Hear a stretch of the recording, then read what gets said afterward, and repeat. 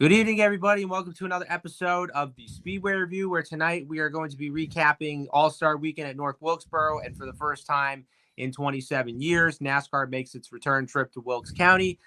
We had the Truck Series race on Saturday, we had the All-Star race on Sunday, and I will say this, the All-Star race, in my opinion, I thought was okay, but wasn't really the best from what I was expecting.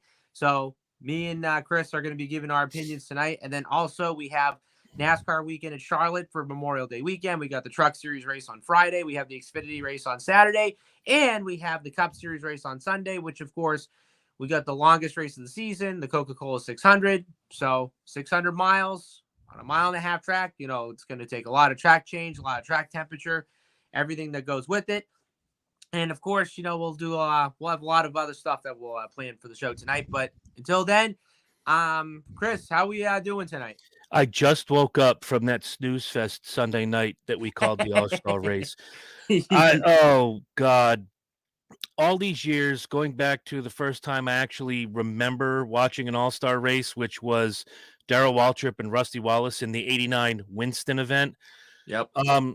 Dude, I would rather watch golf than watch that race ever again. At least the one we saw Sunday night. I'm always going to watch the All-Star race. I would rather watch tennis. I'd rather watch a goat eat grass than watch what we saw this past Sunday night, and the hype and the buildup and just the kid in me going, dude, it's North Wilkesboro again. Exactly. It felt so good to be back, and the truck race was super exciting. The heat races were incredible. Even the open looked good. And then we got the snooze fest. Yeah. That was the All-Star race. I'm just going to leave it there. I'm so disappointed. I feel like, you know, somebody came into my house and stole everything I own. That's how bad this race was. Yeah. It hurt my feelings to watch this race.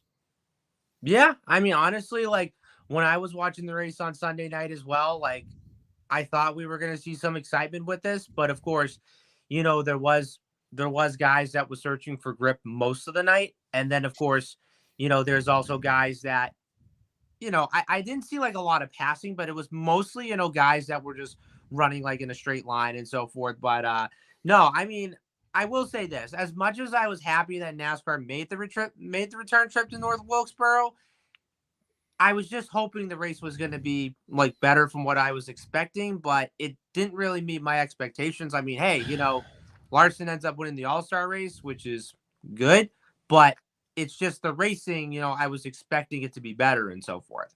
I don't know. I thought the trucks were great. I said it before. Hello, David. Hello, Bill. Thank you for your comments. Jay is here. Jay Reynolds, my man, still hasn't got me a hat. That rat. His first comment was this: "Son of a." No, he's right. Tire management was the key. But, dude, think about, you know, we'll get to the All-Star race after. I think the trucks will be great going forward if they decide to stay with North Wilkesboro. There's got to, I don't know if it was the drivers who were timid about being on the track, but when you look at guys like Bubba Wallace, who we'll talk about later as well, Kyle Larson, Ross Chastain, Corey LaJoie, guys that competed, William Byron, guys that competed in the truck race and got a feel for North Wilkesboro and how the track, you know, felt in certain areas. And, of course, the truck. Hello, Facebook user, whoever you are. Identify yourself. State your name, or we will come to your house. I think it's Terry, because I have her name on the Facebook gimmick right here. Yeah, probably it is. So, and then there's Bill Bingham. So from here on out, Facebook user is Terry. Yes, okay. Because I can see her right here. It is confirmed. It is confirmed. Facebook user is Terry. All righty, moving on. Yeah, a lot of these guys looked like they were very timid running around this track. There are times, David White, just come over and watch the goats eat grass. You're darn right, Bill. I could do that all day long. Groot, and let me see. There's Groot, Dale, Bobby, Cindy, Marcia, Peter, and Jen. Those are Bill's goats. State your name, identify or acknowledge. I'm telling you, it's Terry. Yes. Oh, that's Mark. The second Facebook user is Mark. All righty. So hello, Mark Azarju. Yes. Listen, we can talk about this all night long, and we're probably going to talk about it when we go through the running results. The All-Star race is the most boring piece of garbage. They could have run the All-Star race at Pocono, and I might have liked it better. Oh, jeez. Really? Oh, yes. Oh, man. Dude, the All-Star race was a joke. I could sit right out here, go down the street just a little bit, sit in Bill's backyard, way down through the woods, and sit and watch I-395 and watch those cars go by. And it'd be more exciting than what we saw Sunday night in North Wilkesboro. Garbage. And Mark said it the best. The Cup race was boring. It was a snooze fest. It was a friggin' joke. So we got Groot, Sammy, Boggy, Montana, and Dale. Okay. Yep. Gotcha. And then Marcia, Cindy, Bobby, Peter, and Jan are the chickens. All right. Willis, Arnold, Kimberly, Tootie. Okay, now I'm just rattling off names. Hannibal, B.A., Face, and Murdoch. Yes. Here we go. Who's getting the side eye? I don't even have that comment up. Oh, look, Justin Potter's in the house giving me the side eye. All right. He tried that earlier today. Ain't going to work, baby. Ain't going to work. More exciting. If they'd have put the VHT down, that would have helped. Perhaps, David. I might agree with you. The track, great. It's the cars. It's a mini Darlington. But Darlington was exciting a week ago. Exactly. I would have had more fun if I stuck my thumb up my ass and rotated on it. Mark, you're not lying. You are not lying. Oh, man. I rushed home from barbecue, ran through the door, grabbed me. Dude, I showed this to Corey earlier. A friend of mine introduced me to this weekend. Hard Mountain Dew. Ooh. And it is sexy. It tastes nice. It doesn't fill you up. You get a nice little hoo-hoo going on in your head. And I cracked one watching that race. And it sat there and got warm. You know why? Because it wasn't exciting. Yeah. I should have played a drinking game for however many times they said the name Kyle Larson. Because, you could have did that. Kyle Larson won the truck race the other night. Yeah, we know. You shut up. Let these guys run. So let's get to some news and notes, and then we'll have fun picking on the race that was Sunday night. But we got news and notes and a truck race to talk about. All righty. So the biggest news that came out is Alex Bowman has been cleared to race. So he is going to be running the Coke 600 on Sunday night. So if you guys remember, Bowman was out for the last few races because he had the vertebrae in his back and so forth. And yeah, I mean, happy that he's coming back. And also, we do want to say we do give Josh Berry a lot of credit for, filling in for the 48 car for a little bit. And he did have some good runs in that car. And of course, the fact that he filled in for Chase Elliott and then he filled in for Alex Bowman, his odds of going up to the Cup Series next year have already been up by 70%, 80%, by my knowledge. Oh, easily. And I know that, some of our, well, there we go. Mark says F. Kyle Larson. I was just about to mention your wife, Mark. His wife, Anya, is a Alex Bowman fan. Yeah. Amber, who follows the show semi-regularly, isn't always here live. She's an Alex Bowman fan. A lot of people who root for that 48 car are going to be happy that their boy is back behind the wheel. I'm curious if they're going to give him the same exemption that they gave to Chase Elliott, win a race, finish in the top 25, and you'll be, eligible to run the playoffs. Busy this coming weekend. Night of Champions, Indy 500, and Coke 6. I forgot about Night of Champions. I'm going to be out of town for most of the things you just talked about. In fact, all of the things I think you just talked about. Not quite sure. Timeline is everything. I'm not going to worry about it now. Right. What I'm worried about is, going up to see my kid. So, Emma, if you're watching, you promised you'd watch tonight. What up, kid? We'll see you in a day or two. Yeah, I'm happy for Alex Bowman fans. I'm happy for Josh Berry because the word continues to grow that Josh Berry is the guy that's going to take over the number 4 car in 2024 when Harvick is officially stepped out at the end of the season. Right. And honestly, I think if he goes to SHR, I mean, I think it'd be a good fit because, we've seen how, Josh Berry does on the short tracks. I mean, by God, I mean, he won an all 300 lap late model race at Hickory and so forth. And not to mention, he also won, he's also won races in the Xfinity series, which of course, some of them, on the short tracks and whatnot. But I would say, like, if he doesn't go to SHR, what's the other team that, that could quite possibly get him, to run full time next year? That's a good question because I'm not quite sure, and we're not going to really find out until September when silly season starts, whose Yeah. contract is coming up, who's in a contract year. Nobody knows.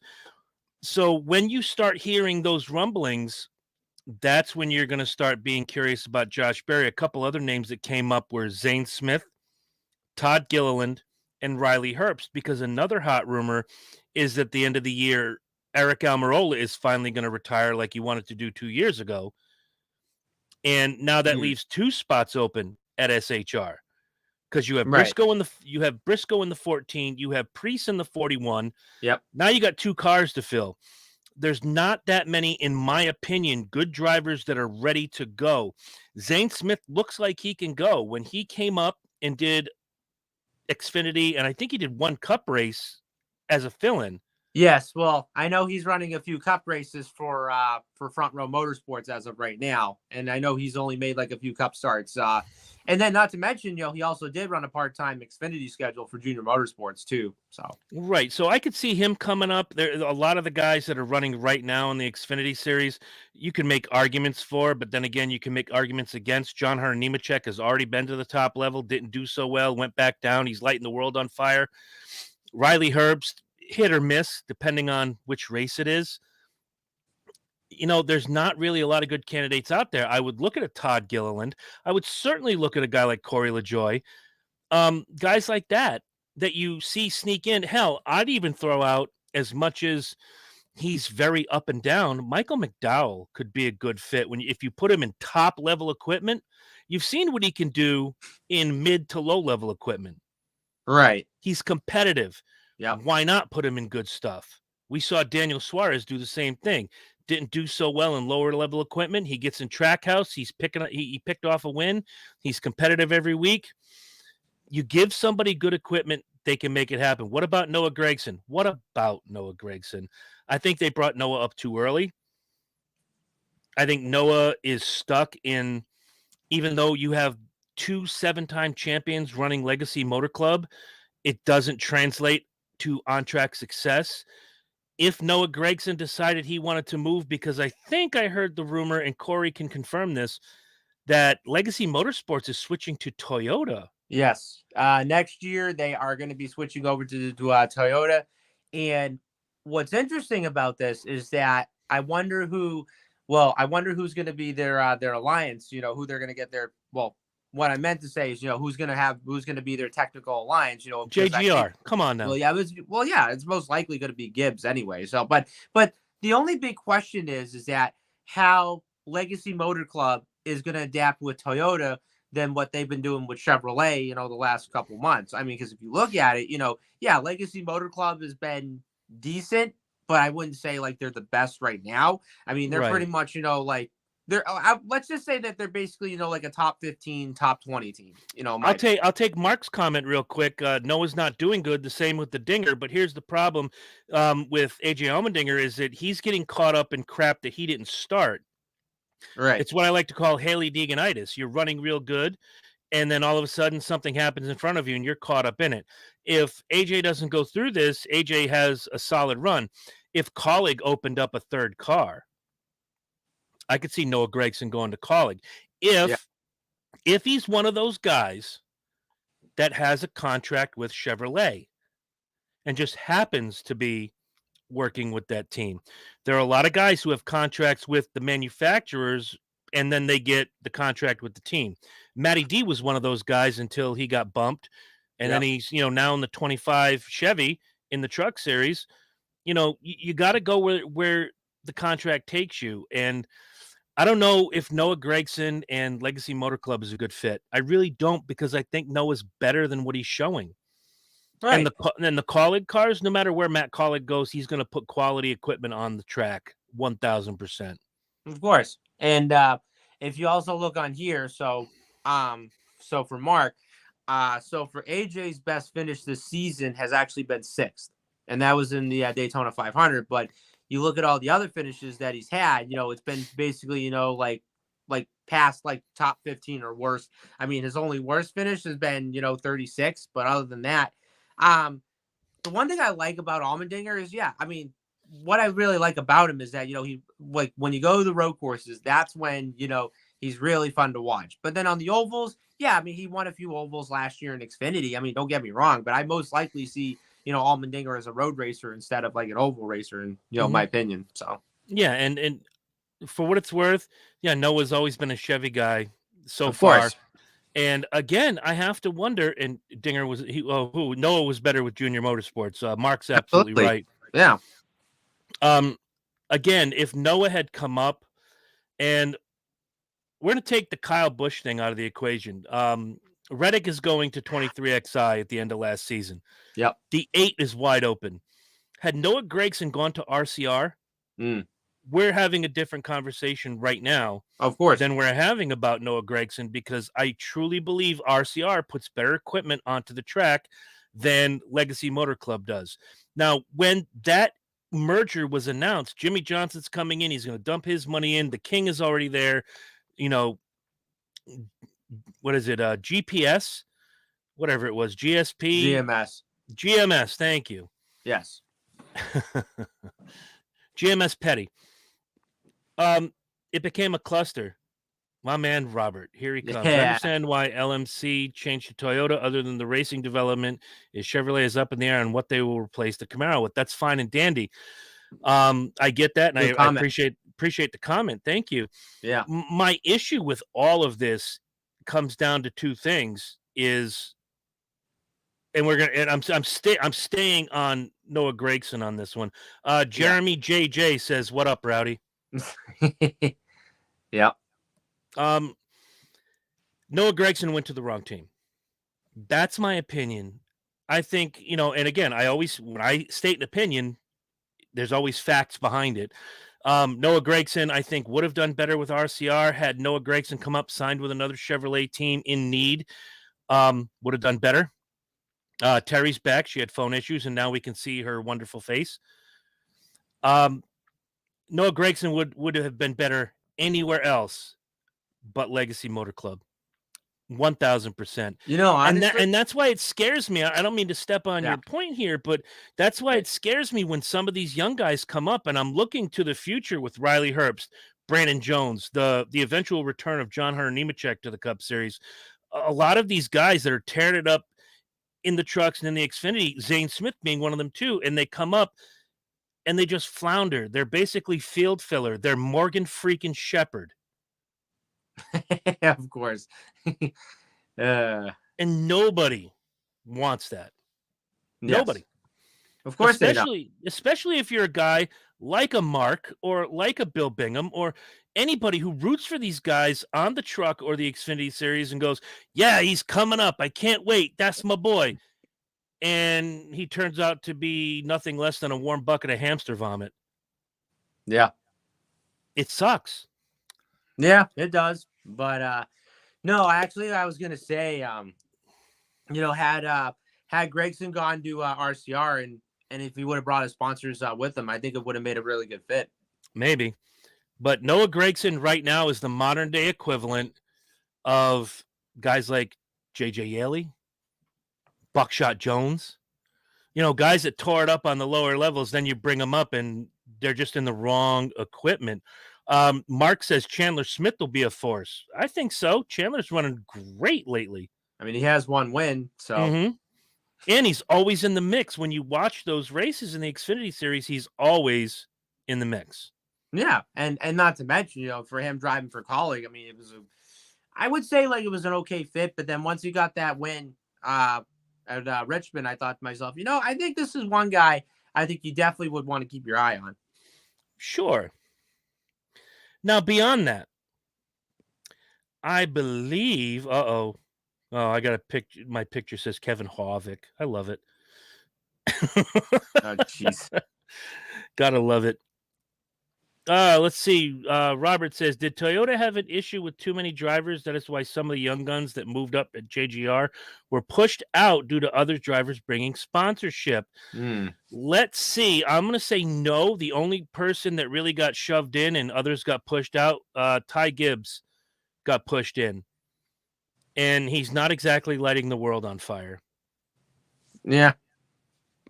So Bill says, not to get away from the subject, what happened with Bubba Wallace? I saw a post with him getting interviewed and middle finger up after the race. This was our next news and note. So Corey, go ahead and take it away. All right. So basically, there was a picture. I guess Jamie Little was about to interview Bubba Wallace after the race, and surprisingly enough, Bubba ends up finishing second, which that came out of nowhere. Do you want me to call Bill Lester? What's up? Do you want me to call Bill Lester right now? Jesus. Oh, geez. Actually, I think you should. I'd love for you to call Bill Lester. And this is the reason why I was surprised that he finished second, was because, I don't think anybody expected Bubba to run that great in the All-Star race on Sunday night. But what really kind of disappointed me, and yes, you definitely would call Michael Jordan. I would. If I had Michael Jordan on speed dial, Bill, you'd know about it because I'd call him from your house. By the way, MJ is better than Braun. Period. Yes. Yes. That's the first thing. That's the first thing I would say to him, is that you're better than Braun. Period. All right, time out. All you guys watching, real quick, before he gets into the story of what happened with Bubba this weekend. And there's this. Yeah, that's from Mark. That's his salute to Bubba Wallace. Yeah. Derek and I created a drink this weekend called the Bubba Wallace. It is Dr. Pepper and Crown Royal Black. And it was tasty as hell. It did not taste like disappointment, although when it was all done, it whined and cried. Right. So same as Bubba Wallace. When Bubba's done, he whines and cries. But so anyway, so I guess so as Jamie Little was about to interview Bubba after the race, you could see Bubba giving the one finger salute to like a race fan or whatever it is, and some people were saying that, okay, he was probably flipping off the camera, he was probably flipping off the reporter. I don't know what was going on behind all that, but my guess was he probably flipped off some race fan, I guess, that was trolling him or something. So it's possible, but earlier in that race, the word had come out, and let me go to the story real quick because this is very interesting. Give me 1 second. Oh God, Mark says that drink should have gave me the shits. It didn't though. It was good. Anything with Crown Royal. This was after, I believe, the alleged two-way. Okay, so we're going to get into that story. Charlotte, North Carolina, NASCAR has opened an investigation onto how a derogatory message was broadcast on the radio channel of Bubba Wallace's race team during last weekend's All-Star race. Wallace is NASCAR's only black driver in the series and had finished Sunday's race at, it's easy for me to say, the weather in Babylon is great. Finished this Sunday's race at North Wilkesboro Speedway when a person not on the 23XI racing team said over the microphone, quote, "Go back to where you came from," and then added a non-racial expletive. I believe it was, "No one wants your ass here." Right. Mike Ford from NASCAR said Wednesday the series immediately had its security and racing electronics team look into the hack. Wallace did not hear the remark. So somebody breaks into Bubba Wallace's stream and tells him, go away. Nobody wants you here. And that opened up a whole lot of doors that I saw this week. And I'm going to address it because I know some of these people watch this show either live or after the fact. After Talladega, Corey's going to tell you this, after the noose incident. Yeah. I thought he was flipping off the producer of Fox Sports. Matter of fact, he hates Larson. I don't know about all of that, Caleb, but thank you for the comment. Much appreciated. Yeah. We love all your comments, everybody. I put it up. I said it on the show. I stand with Bubba Wallace. Problem. After that incident, Bubba Wallace got a taste of his own fame and started to become an incessant crybaby to the point where he got Kyle Busch-itis. If something happened to him, it was the end of the world. If he did something to somebody, that's just racing. Fuck off with that. Not you guys. I'm just, okay, let me start with the The garage door opener, yes, Mark, 1,000%. Robert says, I heard a clip of the two-way comms. It's easy to break in if you have a programmable radio to add frequencies. Okay, I'm learning a lot here. I'm saying F off to Bubba Wallace. To the point where, and I brought it up a couple times watching racing with Mark and with Terry and with others, when they would go to the graphic and say, here's next week's race, and you have pictures of Joey Logano, the current champion. You have Denny Hamlin, Kyle Larson, Chase Elliott, and Bubba Wallace. So you have 4 top flight drivers and Bubba Wallace. It's not Bubba that's shoving Bubba down our throats. It's the media that's shoving Bubba down our throats. Bubba's not hated because he's black. In fact, I think a lot of people want him to succeed because he is the first really full-time African-American driver since what? Wendell Scott on the Cup Series? So much. Let's get this out of the way. And I'm going to say it as bluntly as I can. If you hate Bubba Wallace because he's black, you're doing it wrong. You really are. Somebody said in one of these comments earlier that I saw today, as a matter of fact, that never in the history of NASCAR has someone been told to go back where you come from and da-da-da. I'm like, and I said to myself, I seem to remember a kid from California breaking the glass ceiling, and everybody wanted him to go back where he came from because he wasn't a good old boy of NASCAR. Right. And he went on to win 4 Cup Series championships, 93 races, and became like an icon in the friggin' sport. His name was Jeff Gordon. Just because he spoke English well, no offense to Ward Burton, but Jeff Gordon could enunciate. And he won. He was good. Bubba Wallace is good. He's in good equipment. He is running for one of the better funded teams that there is. He's shown it in a couple of different races over the last 2 years. He's got to be consistent. When he gets to a level of a Chase Elliott, and now they've replaced Bubba Wallace on that 5-headed next week thing with Kevin Harvick, which should have been the whole time because, look, there's an icon. There's a first ballot Hall of Famer. Bubba Wallace could mop the floor at the Hall of Fame at this point in his career. He's not going to be a Hall of Famer if he keeps running substandard races. Right. I'm going to say it now. I don't hate Bubba Wallace because Bubba Wallace is black. I dislike Bubba Wallace because he has a crybaby attitude.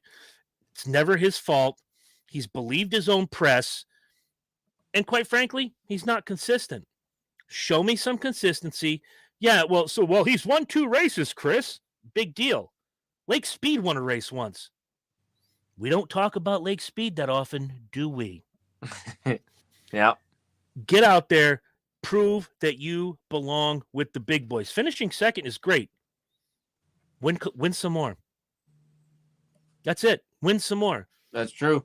But if somebody out there actually hates Bubba Wallace because of the color of his skin, I don't want anything to do with that person. Absolutely not. Right. Of course not. I'd rather dislike somebody. Hi, has anybody seen the hat yet? I'd rather dislike somebody for their piss poor attitude or their dirty driving style than dislike them for the color of their skin or their name or what their freaking sponsor is or whatever. Do I make jokes about Bubba Wallace? You're damn right I do. But do I make jokes about everybody else? You're damn right I do. So for somebody to sit and go, oh, Chris, you're just a tad bit racist, you're taking all of the steam out of that word. Because I'm not. Maybe you should pick up a phone and call my buddy Skip, who sits to my right when Mark sits to my left on Sundays watching football or NASCAR, and ask Skip just how racist I am. And I will tell you right now that 350 pounds of Twisted Steel, Sex Appeal, and beautiful chocolate would have beaten my ass if I were a racist at any given point in time. Jesus. Tell me I'm a racist. I got a little something. I got a little something for you. God Think I'm damn. a racist? Eat me. Eat me. Oh, God damn. Wow. I'm sick and damn tired of every time something comes up with Bubba Wallace, the race card gets thrown. Yeah. Okay, and I'm not going to bring politics into the show, but it's kind of like when people talk about, I'm going to go for the last 4 presidents, Not even going to say their names. Everybody's got something to say hateful about the last 4 presidents. Well, guess what? Not everybody's going to like everything. Exactly. We just have to pull up our pants one leg at a time and get out there and deal with it. Racism is not a factor when it comes to me or my opinions. Unless you're Canadian, then you can fuck off. Right. That's a joke. I have a lot of Canadian friends who watch this show. They know I'm goofing. Or you're Nickelback. I actually do hate Nickelback. But let's be clear. Here we go. Ham radio, handheld to be the two-way amateur that can add frequencies. You need an amateur radio license to broadcast with proper respect to others on the radio, except for race teams that have a range of about 2 miles. It's different. However, the race teams still have registered to FCC for their frequencies. Since short-range transmission rules are a little different than long-range transmission amateur radios. Okay. So, Robert, again, coming in with the knowledge. Love it. Thank you, buddy. That was pretty good, by the way. Thank you, buddy. Much appreciated. Look, for the last time, if you watch this show and you say anything to me about racism or bigot or phobe, first of all, the word phobia means fear. It doesn't mean hate. Go fuck yourself in the left-handed direction from now on. I'm done trying to teach people the English language. Try listening to what somebody says. Okay? I don't care what race team you like. I don't care what baseball team you like. I don't care who you vote for. I don't care. Right. I want to enjoy my racing, my football, my baseball without shit being thrown in my face. And they know who they are. They're out there. I'm sure they're going to watch later because I said, you really want to get into this? Come on live and get in the comment section. You notice not a one of them are here. Right. Please teach Skip. Skip doesn't know about not taking football and baseball and stuff like that personally. Right. So we will try to teach Skip. We will. In July. You guys are going to see pictures when we're at the races. Skip's going to be with us. Oh, yeah, wait. Racist Chris is going to New Hampshire with a big black dude. Oh, my God. Can you explain to me in 5 words or less how I'm a bigot? Yeah. My name's Chris Burns, and that's my opinion. Wow, that was pretty good. I'm just fed up with it. I really am. Yeah, whoever did this, broke into the radio and said this to Bubba, is an asshole. Yeah, I agree.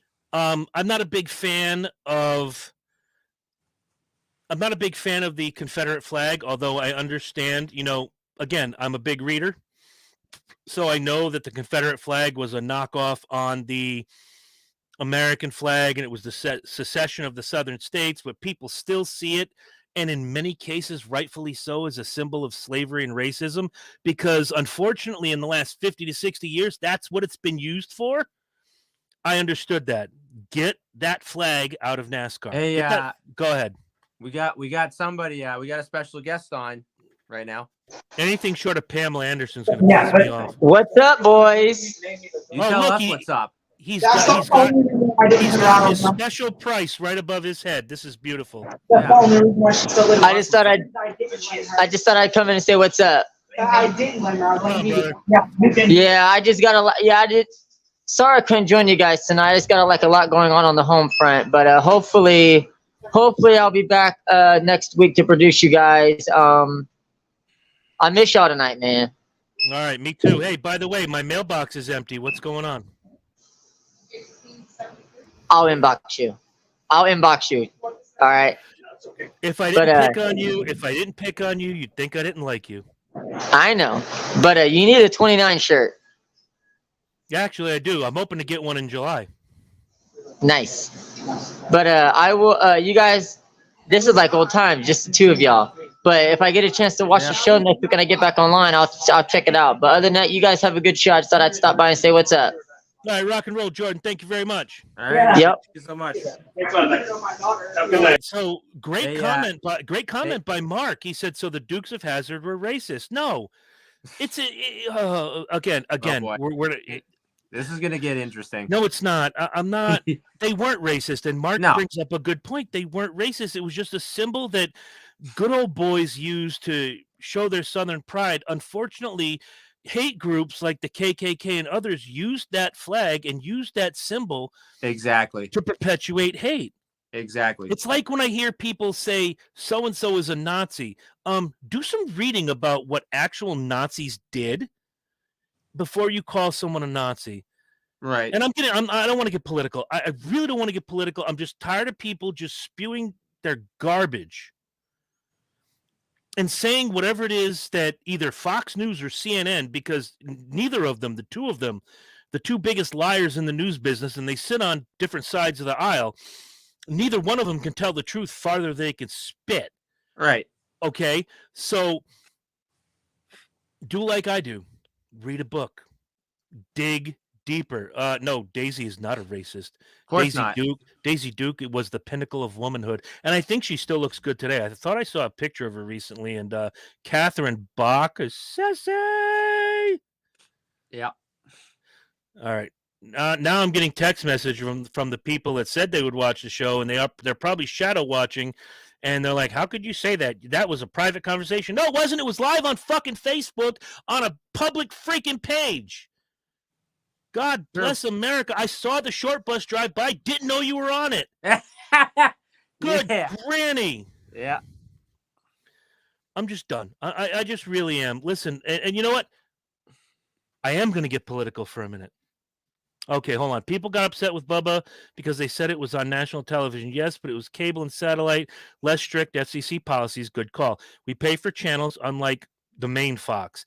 Because we pay for the channel, there's a level of parental guidance, legal guardians in the household to allow the kids to watch. Case in point, Comedy Central. You can watch a movie and the F-bomb is dropped all day long. Yeah. Or you could watch TBS and the F-bomb is cut out. Yeah. You know what? I'm not going to get political. I'm already fired up, and there's not enough beer and whiskey in the world to bring me down. So I'm going to take a deep breath. I'm going to goose fraba. I'm just gonna do my thing. I'm gonna bring back down. Hold on. God bless America. You know what? From now on, just come on the comment section. Stop texting me. I'm done. If you are gonna do this to me, you don't deserve to watch our show. Yeah. Ever. I'm not gonna get political. I'm gonna shut up. As long as you're a good person, I like you. I don't care if you're a leftist. I don't care if you're a right winger. As long as you're not super left or super right, I don't care. Okay? Let things go. Done. Yep. You want to hear a political rant? I'll do one, but it'll be on my personal page, and I will lay out exactly why I'm right and why CNN and Fox is wrong, because they lie to you, both of them. Yeah. And Rachel Maddow is a man. Is it really? No, Rachel Maddow's a woman, but Jesus. If you put Rachel Maddow's picture next to Michael Knowles' picture, Michael Knowles is a political commentator I listen to a lot. Right. They look the same, except Rachel's got glasses. Oh, wow. All right. Interesting. Interestingly enough. What do you got? Talk to me. All right. Say something, anything. Okay, well, we don't really have that much big in the news and so forth, but yes, I will say, the whole thing with Bubba, didn't really expected that to happen, but yet again, Bubba's just pretty much going to be Bubba, so it's how it is and so forth. Let me ask you a question. All right. We've been doing this a long time, you and me. Yes.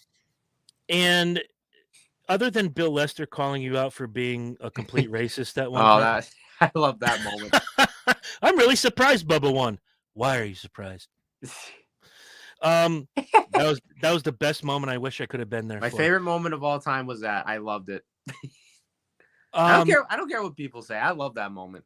We've had black drivers. We've had Colombian drivers. We have had Mexican drivers. We've had female drivers. Canadian drivers. Australian drivers. Not everybody has to be a good old boy.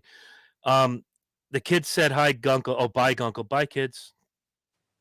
Gunkle is the greatest human being on earth because that's me. We've had all sorts of different things, different races and genders. There's only two, by the way. Had to throw it in. Yeah. Ethnicities. You have all these people. NASCAR is becoming a huge melting pot for drivers from all around the world. To me, it is still the greatest form of racing there is.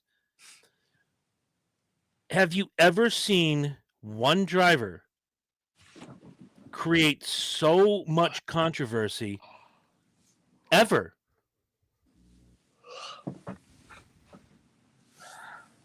I'm probably going to say no. I mean, it Okay. depends on who it is. So, Okay. The only one I can think of is Danica Patrick. yeah. And part of that is because too much too quick.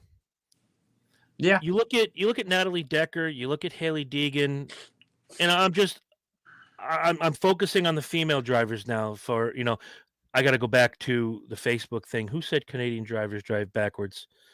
Was that Mark? It might be.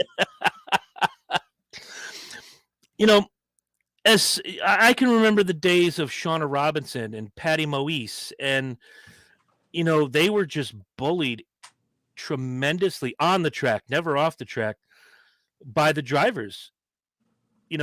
Who's the easiest person to spin? Oh, let's spin Shauna Robinson. Let's spin Patty Moise. Danica Patrick got too much too quick. Those ladies busted their tail to get where they are. Danica Patrick got handed everything. And what did she do? Wreck and wreck and wreck and wreck and wreck and wreck. It became comedy after a while. Yeah. So if you see someone like Haley Deegan moving up the ranks, and you see someone like Tony Bredinger or Natalie Decker or someone like that, okay, it was Mark, and it was a great comment. Okay, I'm going to read Bill Roberts' comment real quick. NASCAR is not a Southeast Southern sport, but still has some influence in the culture. NASCAR has to adapt and change. I would change that to the fans, if anything else. But he goes on to say, old school fans can't take the chance, but there's some historic elements to go back to the roots, like this past weekend, to bring the roots back to short track racing. Right. All well and good. But to say that means, if Ebbets Field were still up, why couldn't you go back and play at Ebbets Field? That's bringing the old school back. One of the most old school stadiums in baseball is Wrigley Field, home of the Chicago Cubs, my second favorite baseball team. It's historic, but it's for everybody. Once I have a bad feeling that it's not guys like me or Corey or any of you in the chat. It's these, nose picking, sister fingering, jackasses who, still think the South is going to rise again, that are perpetuating this bullshit. I'll tell you what, I would rather see on any given Sunday Daniel Suarez win than say, Kyle Busch. I'd rather see Haley Deegan win on any given Friday or Saturday than say, I don't know, Ben Rhodes. Yeah. Good granny, there's so much. The diversity is coming up. Mark says, go Cubbies. He was just there a couple months ago. By the way, everyone out there, say a little prayer for Mark. He's had some family tragedy recently. We want to give him all our best. Much beloved member of the Speedway Review family, and as well as my personal inner circle. So, Mark, man, we love you. Heart goes out to you. That's all we're going to say. That's all we're going to say. But having said that, the more diverse it gets, I think the more people understand, and the more that the nose-picking, sister-fingering Cletuses of the world go away, then everything's it's gonna gel, it's gonna become normal, and it's gonna be exactly what we want it to be. Just thinking about some of the people we've had come through this show, Jesse Iwuji. Man, I love Jesse Iwuji, man. And again, Raja Karuth. Sucked to see him have trouble this weekend. He was running a great race. Two fantastic African-American drivers. Jesse Iwuji being a military man. Again, big tip of the hat to him. We have to stop living in the past. and I say this to people all the time, Dale's not coming back, okay? Harry Gant's not coming back. You know, the days of the Alabama gang are gone. You either improvise, adapt, and overcome, or you get the hell out of my way and let me enjoy one of the few things that brings me joy in life, and that's racing. Just fucking sick of it. Right? Oh, this is your fault, Corey. You got me all hot and bothered. I know it is. So it was my fault every time. Well, you know, if you stopped doing stupid things wouldn't happen. Yeah, that is true. Okay, hold on. More hatred coming from the text message machine. Oh, Jesus. Oh, Jesus. F them all. Oh, Mark is singing the Skip song. NASCAR makes me happy. There it is.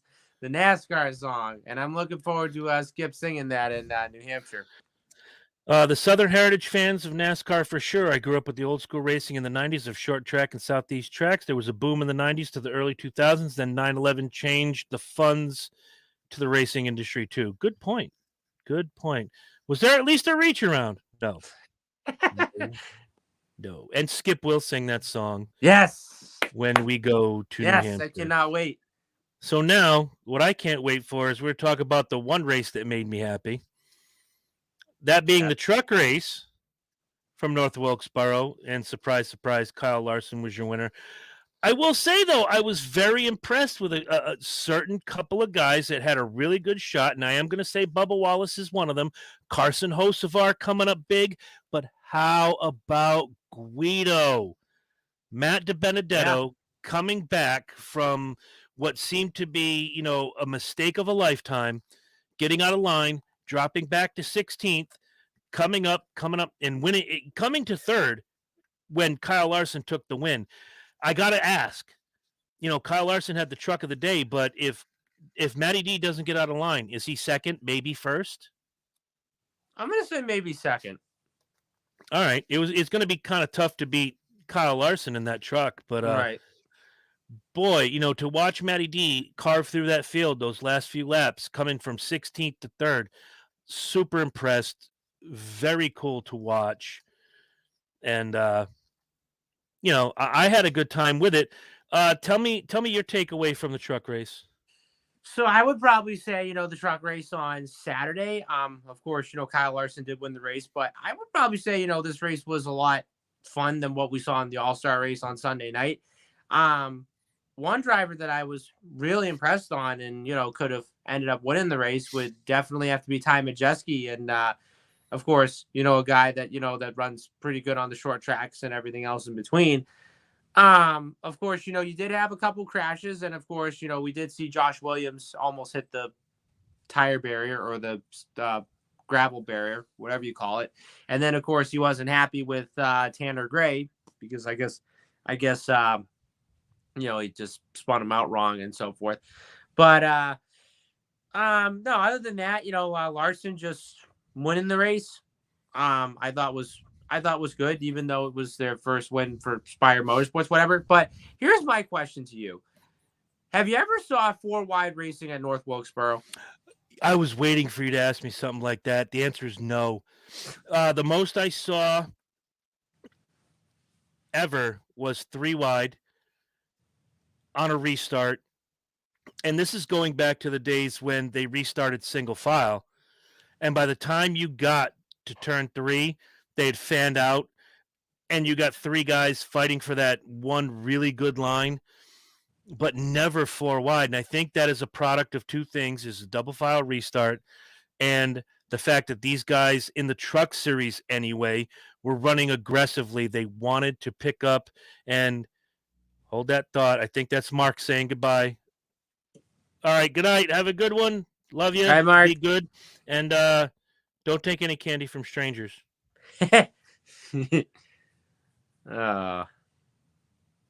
Anyways. But yeah, in the truck series, I think that it comes down to their aggressive driving. You want to be the one that was remembered on the return to North Wilkesboro to be the guy that was the most aggressive, the fastest, and the winner.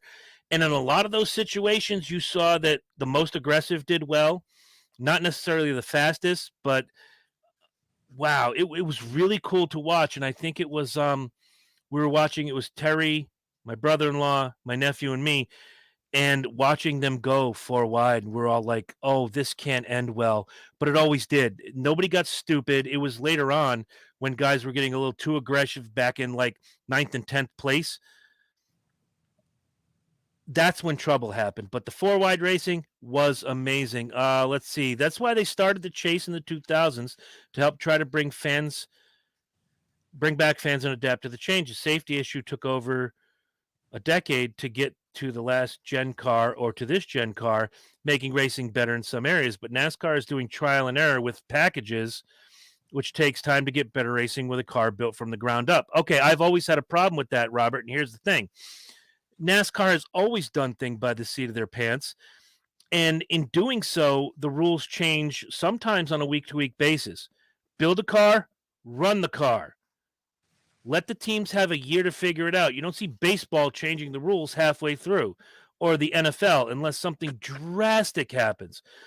There are times somebody wakes up in the NASCAR office, gets a wild hair across his ass, and goes, you know what? We should really do this. Let's change the restrictor plate from 3/8 to 1/4. Then all of a sudden, these teams who have been working on this car for months have to change their entire strategy. Yeah. So for what it's worth, the changes I get, I thought the Truck Series, of everything I saw this weekend, was the best of the best. The heat races were good. The Open was good, but we'll talk about the All-Star race in a few minutes. And see, what's also interesting about the truck race on Saturday is we saw some, different pit strategies and so forth. And, we saw some guys come in, and get fresh tires. And then you saw some of the guys that stayed out and wanting to get the stage points, and finish in the top 10 and whatever it is. And, you also saw, in the race on Saturday, you saw some guys, drive on the apron that had fresh pavement. And then, of course, we had some guys that were trying to search for grip. And then you also saw, some drivers that were driving on that concrete coming out of turns 3 and 4. So, I mean, again, I know that North Wilkesboro is somewhat, of a rough racetrack. And of course, it is going to eat up tires and whatever. But I just thought, that race was fun to watch, especially for the trucks. Yeah, absolutely. And I think if NASCAR is smart going forward, until that place gets a repave, run the trucks there, and only the trucks there. Give them a year or two. And then as the racing gets a little bit better, you see that things start to level out. Bring the Xfin there. Couple years, that works out. Bring the Cup guys in. See how well you can bring this track back. But you have to do it slowly. And I think that, yes, they had knowledge that they were going in North Wilkesboro. Yes, they had some guys go down there and do testing and report the results. But until the car gets on the track, and I think I heard over the weekend, it was Denny Hamlin say something about, I never in a million years thought we'd be here. And now that I'm here, I don't know that I want to come back. Yeah. And it's not because the racing was bad. It's just because it tears up the tires. It's an entirely new, it's a new world for everybody, with the exception of Matt Crafton. Matt Crafton is the only guy who ran North Wilkesboro in the last race there back in the day. Yep. Everybody else is long gone. And if I'm looking correctly, Matt Crafton finished in the top 10. Yeah. So, again, it's a trial by fire. Kind of like when COVID hit and you have to move the All-Star race, and they did it at Bristol and they had that underlighting and you're trying to make it more exciting. It didn't. It made it suck. I like the fact that they put the All-Star race at North Wilkesboro. I just don't think there was enough planning. I think it was a great, even the truck race being there, a great experiment. Now it's time to take what you learned and move it forward. Yeah. So with that in mind, it was due to federal funds to North Carolina government and the local community in the county to help get it reborn. And, tip of the hat to Dale Jr. and Marcus Smith who pushed for quite a long time. Yeah. So, all of that said, let's talk about racing. Kyle Larson was your winner. Ty Majeski came home second. Matt DiBenedetto came in third. Carson Hocevar fourth. And Bubba Wallace, he of the Crown Royal Black and Dr. Pepper beverage, comes home in fifth.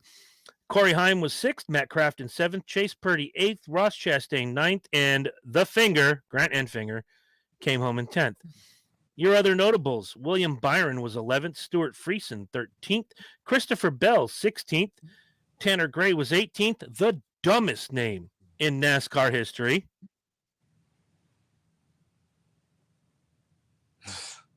Oh, is this for me to say it? Yeah. Wallace Allen. He came in 19th. Haley Deegan was 20th. Wow. Have you been on this show before? I have actually.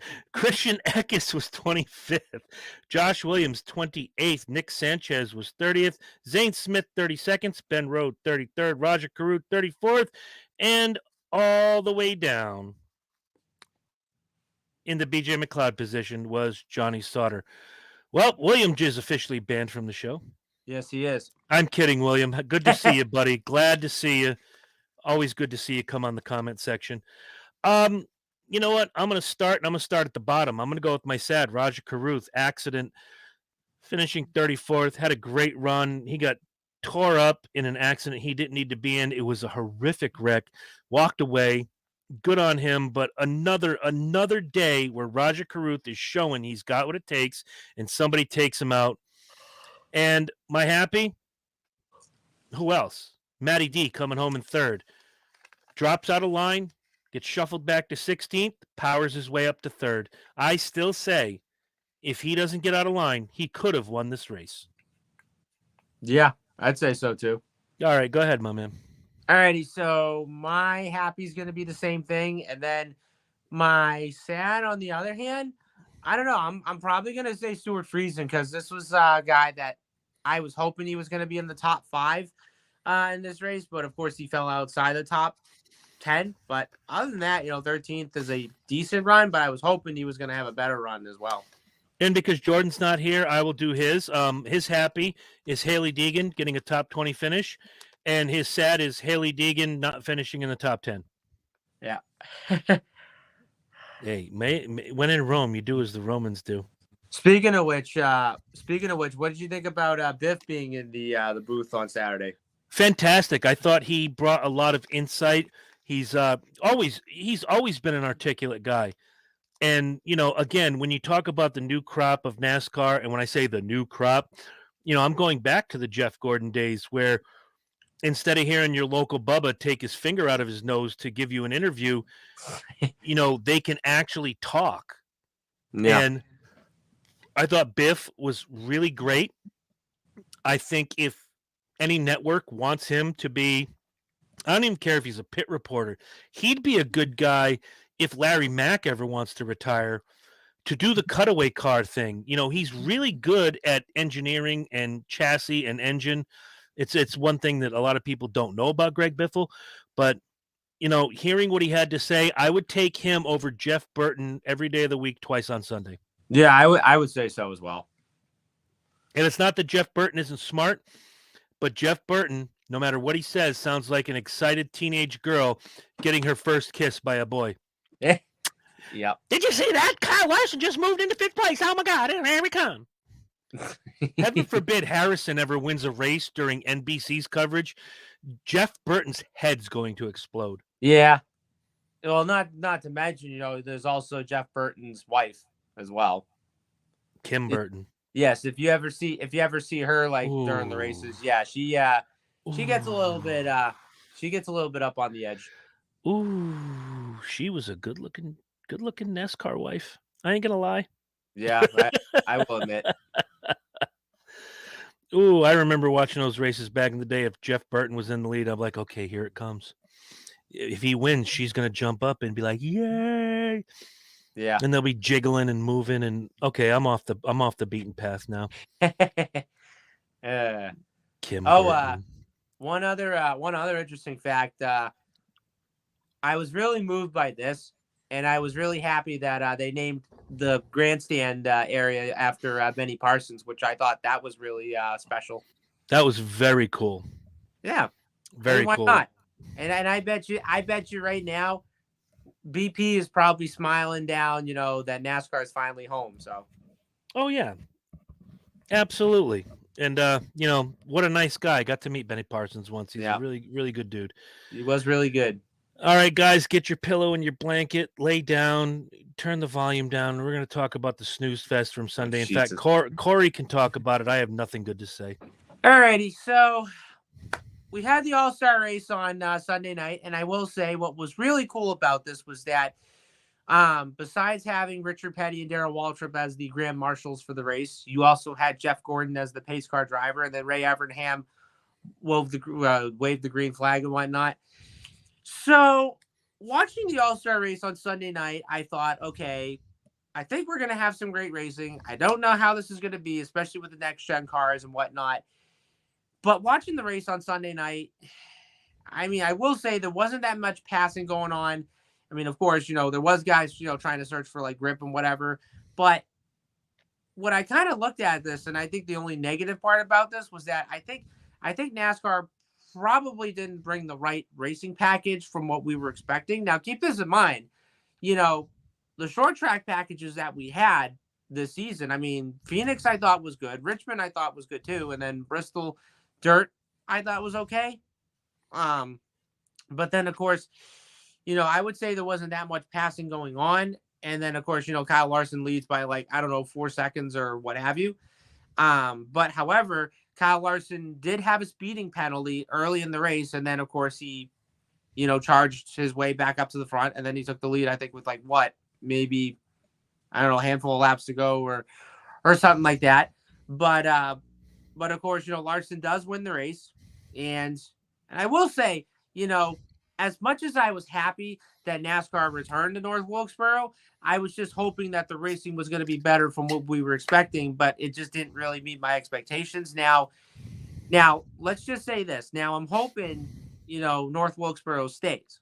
But the thing about this is that, there was an interview, with Marcus Smith, and they said, okay, what's going to happen with North Wilkesboro? So he ends up saying, we're not leaning towards repaving it unless we have to, because God forbid, if parts of the track just come up, then that's pretty much the time that you're going to have to repave it. So I think if you kind of look at this is what I think. So I would have the All-Star race here next year on the old pavement. And then if we still have the same racing that we saw this year, then I would say repave it and then go to 2025. And then when we get to 26, the 30th anniversary of when NASCAR had its last race at North Wilkesboro, then I would probably consider it maybe a points race. But honestly, I just don't want this to be a one and done type of thing, which of course, we're probably going to see this, for the Chicago Street Course and whatnot. But all in all, I mean, I thought the race was going to be good.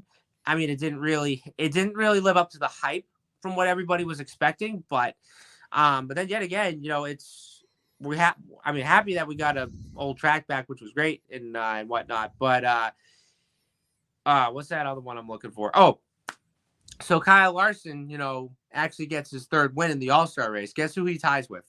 Who? Dale Earnhardt and Jeff Gordon. Yay.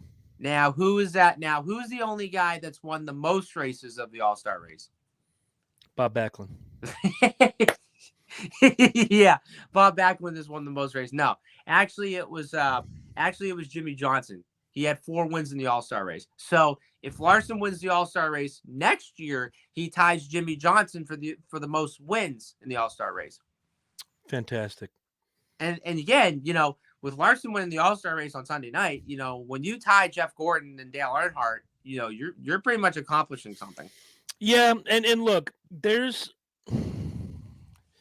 yes, there are times when my light is falling. That happens too. Right.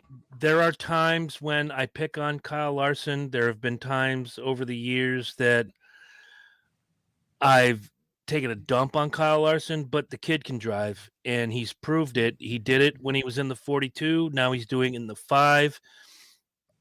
The kid's he's got the sauce. To mirror a couple of things that certain people have said over the last 2 years, I'm sick of seeing Kyle Larson win. I'm sick of seeing Kyle Larson win. Well, that goes back to I'm sick of seeing Jimmy Johnson win. I'm sick of seeing Jimmy Johnson win. Yep. Which goes back to I'm sick of seeing Jeff Gordon win. I'm sick of seeing Jeff Gordon win. Which goes back to I'm sick of seeing Dale Earnhardt win. There's always one that is going to come out and busticate the field. It's not up to them to let you pass. It's up to you to pass them and shove it up their ass sideways. So, for what it's worth, instead of crying the blues about Kyle Larson, maybe your guy, whoever you root for, whoever's on your hat or on your shirt or on your license plate or whatever it is you put out there, I will punch Lynch in the butt for putting that up there. What is it? Reese's. There you go. Peanut butter candy for morons. Mm. It's not up to the guy who's out there busting it and winning all the time to get out of the way. It's up to you to beat them. So I get the hatred for Kyle Larson right now. I don't necessarily agree with it.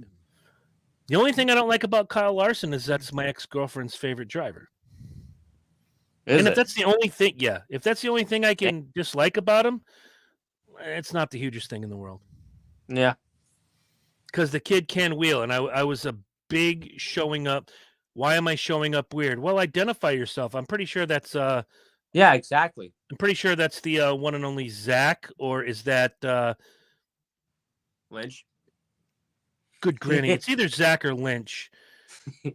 I'm gonna say Lynch. Okay. It'd be funny if Lynch typed that up. I don't know. It is Lynch. There it is. That. I got it right. Well, look at that. The Possum King has decided to grace us with his presence. And yes. Yeah, I don't know what it is about certain people having the issue with the Facebook user gimmick where generally your face and name comes up. Blame the producer. And it's not Corey. Corey's just filling in as producer. Yeah. I blame Jordan, and good. So deal with it. Oh, Jesus. Suck it and suck it and suck it. Yep. Anywho, let's see. Where were we? Okay, so I have nothing nice to say about this race. I hated it. I came in, and they were nice enough to bring it back the 11, 12 laps I missed. Yeah, it is all Jordan. See? Yeah. Lynch gets it. Why doesn't everybody else? Exactly. They were nice enough to rewind the 11 laps I missed, so I got to watch the entire freaking nap-inducing BS. Lynch was at the cookout I was at. We had a blast.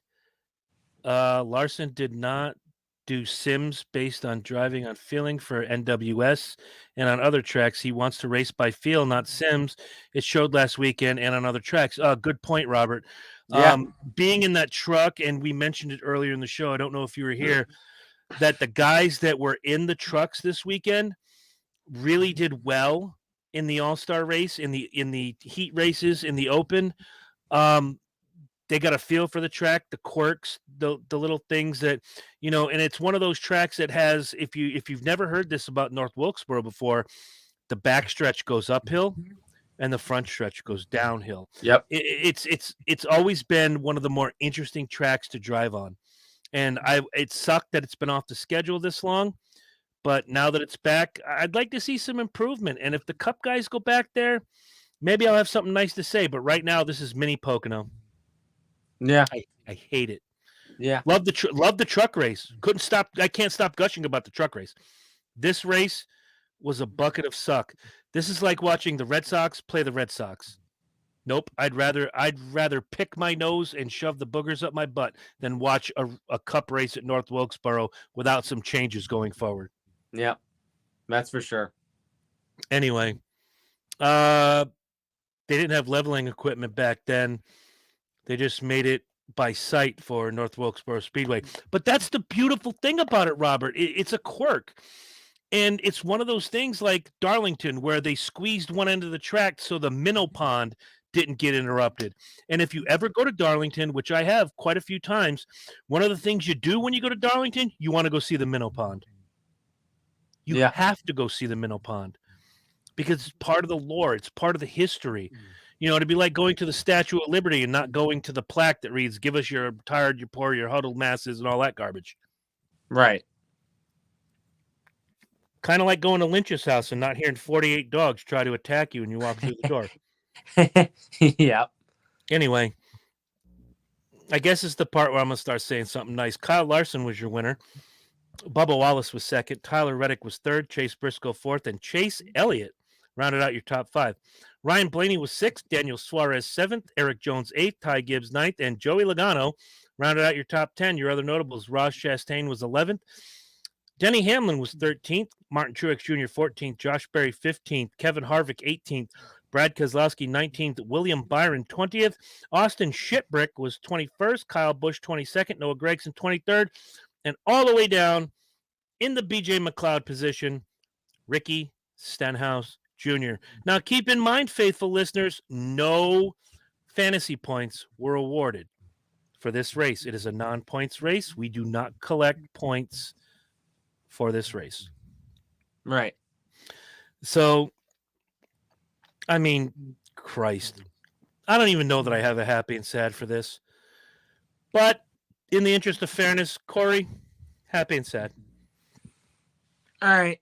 I'd probably say my sad for the most part would have to be Kyle Busch, and then my happy, surprisingly enough, would have to go to Bubba. All right, let me get it. Let me get the running order back. I at least want to be a part of this show. I fucking hated this race. Yeah. All right, yeah, I'm gonna give my happy to Bubba Wallace. Hell of a run. Again, going back to the Bubba Wallace conversation, if any of you missed it, later on, watch the show and check out my Bubba rant. It's not so much about Bubba as it is the morons that try to call me a racist. Bastards. Right. Let's see. You know what? My sad's gonna go to Kevin Harvick running that 29 car. It looked gorgeous. He just never got any momentum. That 29 car looked nice. It ran nice, but he was mid-pack most of the race. I don't think he ever cracked the top 10. Just not a good look for your last All-Star race ever, unless, of course, you decide to come back next year and run it, which you are eligible to do. Right. So, big racing weekend coming up. Got the Indy 500. You got the Coca-Cola 600. I don't know that much about Indy. I ask the same thing every year, and Corey probably gets sick of this question. Is Tony Kanaan running? Yes. Well, then that's my pick to win Indy. All right.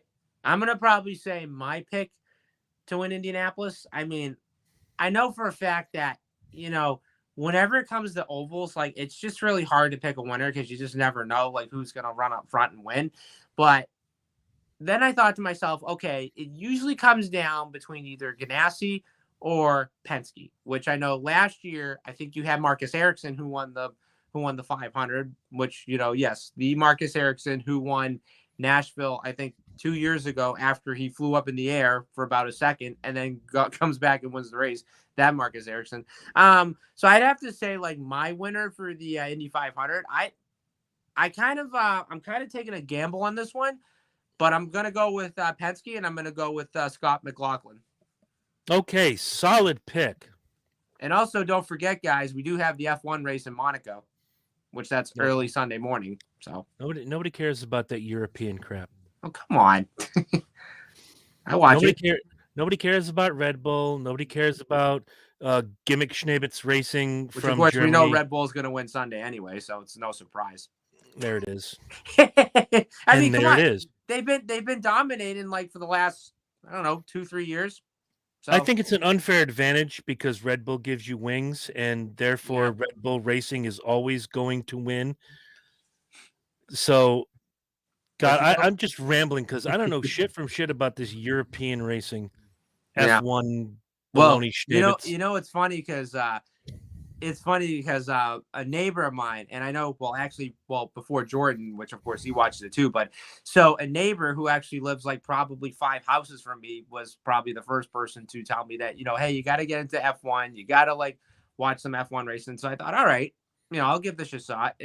I watched all the races last year, and I will say, like, the one thing I was impressed about is, these guys literally race like all around the world, which I think it's pretty cool. I mean, come on, you got Monaco, you got Italy, you got Abu Dhabi, you have, Miami, which they raced at last year. You had Circuit the Americas, which I thought was pretty cool. Australia. I mean, hey, Australia was fun. And then, you had Japan and I think China, whatever it is. But actually, here's an interesting fact. So I know F1 used to race in Russia for about a couple of years, but then after what happened between, the war of Russia and Ukraine, F1 actually terminated Russia's contract, and then they don't go there anymore, unfortunately. But, and also there's also Canada as well, which, F1 does make a stop up there in June, and they race up at the road course in Montreal, which, the Xfinity series used to race at, a long time ago. So. Well, yay. And there's also Mexico too, which they race at. Mexico? Yep. Yay! There's the spirit. The hell do I know? I'm just, yay. All right, so the lineup on the NASCAR series. Yep. Friday night at 8:30, we got the truck race at Charlotte Motor Speedway. Yes. We have Saturday at 1:00 for the Xfinity series. And, of course, the longest race on the NASCAR schedule, the 600, will start at 6 p.m., it looks like. Yep. On Sunday. I thought it was 8 p.m. Oh, Lord. 8 o'clock. Really? They used to run at 8 o'clock. Well, yeah, that was like a long time ago, but, well. Are you calling me old? I'm not going to try and... I'm not going to try and go down that path. No, but... First you were racist with Bill Lester. Now you're being ageist with me. What's next? I don't know. It's a good question. But... I got it. You're going to call Skip fat. I can see this now. Maybe.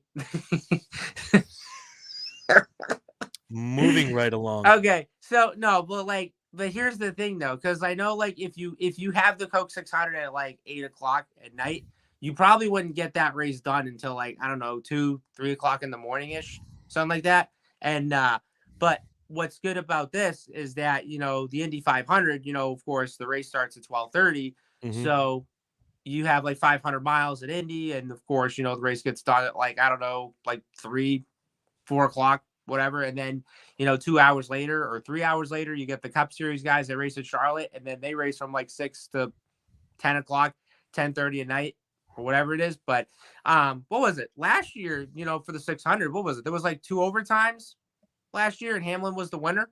Yep. And then that was when everybody raced like 3 wide coming out of turn 4, and then they all crashed on the front stretch.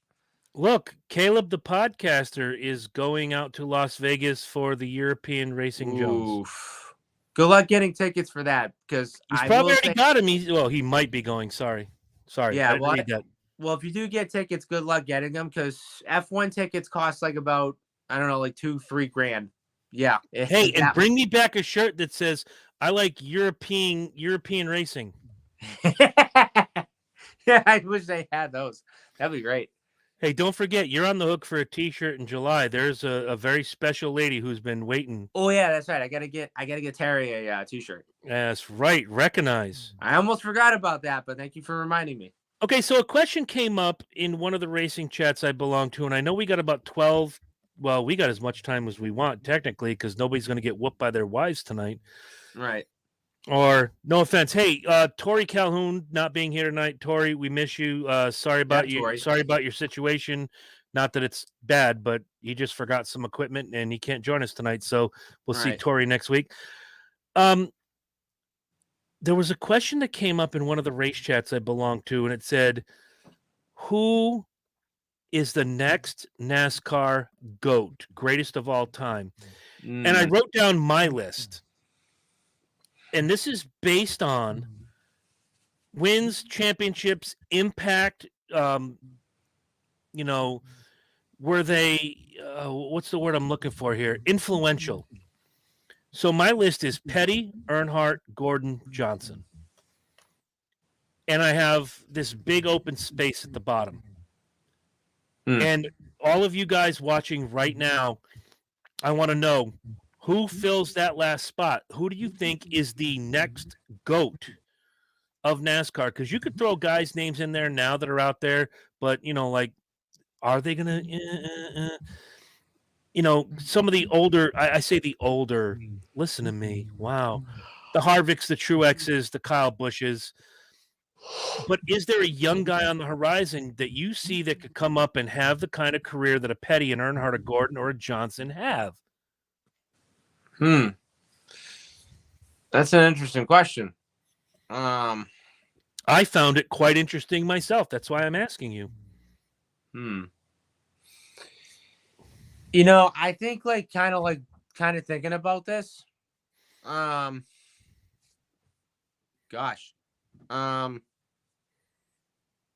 I would probably say maybe, and I'd probably say maybe, just maybe, I could probably say Larson. See, I didn't have Larson written down. Actually, I had Chase Elliott written down. Okay.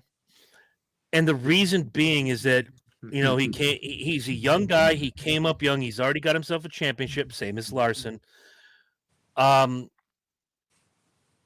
There's just something about Chase Elliott, not only the driving genes, but that doesn't always work because, for every Bill Elliott, there's a Chase Elliott, but for every Richard Petty, there's a Kyle Petty.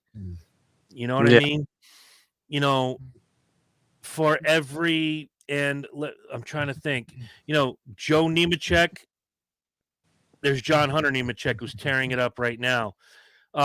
Terry says Willie B could get himself into that kind of position if he keeps winning and learning from the Hendrick team. I can see that. Great choice. Let's see. Hey, Beans, what's going on? What up? Beans, shouldn't you be racing tonight? Bro, it's Wednesday. Right? Larson, but with his baggage drags his legacy a little bit, and Elliott. I want to know who Facebook user is. Identify yourself. Maybe no, it could be Mark. It could be Lynch. It could be Mark. I'm gonna say Lynch. If Lynch knows, let's hope I go 2 for 2 on this. If Lynch knows Larson and his baggage and his legacy, it's Robert. Robert, how did you? Damn it! Where's your face, bro? Yeah, I know, right? Oh my lord! Oh, yeah, Beans. Oh, was it rain shortened? That's right. It's raining out there. Oh, damn. All right, so that's why Beans is on the show rather than running at Waterford Speed Bowl. If you guys are in Waterford on a Wednesday night, go watch Tim Burgess, Beans, the number 11 car. Don't know, no. Don't know, no. Okay, well, no to you, no. Okay, yeah. Don't touch my no square. That's important. So yeah, I've got Chase Elliott in that position. I think if he keeps going, Mother Nature won tonight, which is good because blew something in the motor in the heat race. All right, well, Beans, get that motor fixed, get back out there and run your race. Hell, if I'd have known you were free tonight, you could have been right here with us. Yeah. In fact, hold that thought. I'm going to send him the link. If Beans wants to be a part of the show, Beans can be a part of the show. If he's got time for us. I mean, we're just a little engine that could. Screw us, right? Yeah. Give me a second. Timothy. All right. Beans, the invitation is sent. You want to be a part of the show quick and talk to us? You are more than willing. Hell, we've had fans on the show before. Let's do it. Your face. I see my face, but Facebook is on drugs.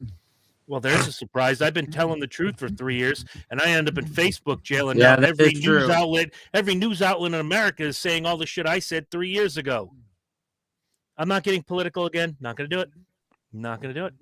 Hey, and it's Beans. What's going on, bro? Tired. You look tired. Yeah. Tell us a little about what you're doing on the Speed Bowl, Waterford Speed Bowl on Wednesday nights. I drive the number 11 X car. It's a 4-cylinder front-wheel drive division. Pretty much like a mini stock. Only difference is they are mainly rear-wheel drives, Mustangs, etc. like that. We run the like Saturns, Integras, Neons, Cavaliers. You know, all those little four bangers that you see out here on the road every day. Awesome. And you've been doing this at Waterford now that I know of. At least I've known you what, 7-8 years. You've been doing it that long. Close. My first race was the finale of 2018. That'd be Yeah. I got to do my 18. math. 5 years. Okay. That was my first race, and then my first full season was 2020 because we didn't race in 19 because of COVID. Okay. Wait, I thought COVID was 20. Yeah. Nope. Yeah. COVID was 20, by the way. Was it? Yeah, it was. Si, senor. Oh, well, okay. Then first full season was 19 and then off at 20. Makes sense. Anybody who wants to go see Beans on a Wednesday night at the Waterford Speed Bowl, go cheer on the 11 and have a good time doing it. And tell them we sent you. Beans, we're going to ask you the question that we asked just when you joined us. The next greatest of all time. We've had Petty, we've had Earnhardt, we've had Gordon, we've had Johnson. Who do you see? Look at this. Crystal Christian, know the time has come. She's on. Why is Crystal here and Tori isn't? You know why? Because Right. Tori forgot his equipment tonight. Yeah. Crystal, it is fantastic to see you. Beansy, who's Yes, who's the next GOAT in NASCAR in your opinion? I'm actually torn on this one.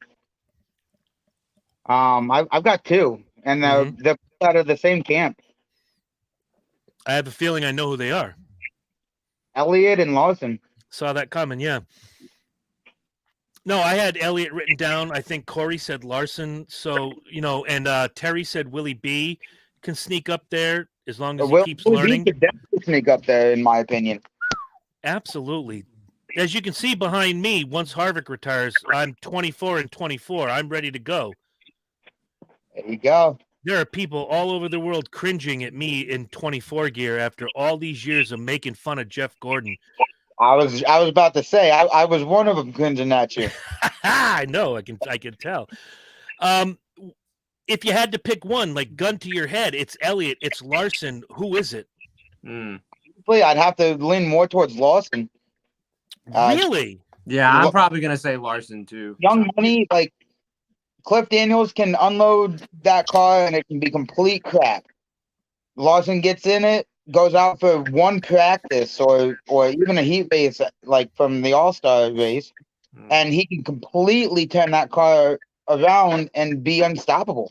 Okay, so as a guy who drives cars competitively, I want to ask you, how important is the feel of the racetrack over how well the car is put together? It's more 50-50 than what you think. Going in, you know what the track's like. You do your homework. You've raced on it before. You know that it's either abrasive and you're gonna have tire wear quick or tire wear less. Car setup, you try to hit the setup as close as possible when you unload, but to be able to hit it on the money, it really all goes by the ass, by your ass, the feel of your ass. You might want to explain that a little more before people start, getting a little creepy on our chat. So what I mean by the feel of your ass, meaning when you're in that car and you're going through the corners, you know what you need to get through that corner, and you can feel it when you're sitting in a metal seat. You can feel everything that car is doing. If something breaks, you feel it before it starts to break. If a tire's about to go, you feel it in the steering wheel. Mm-hmm.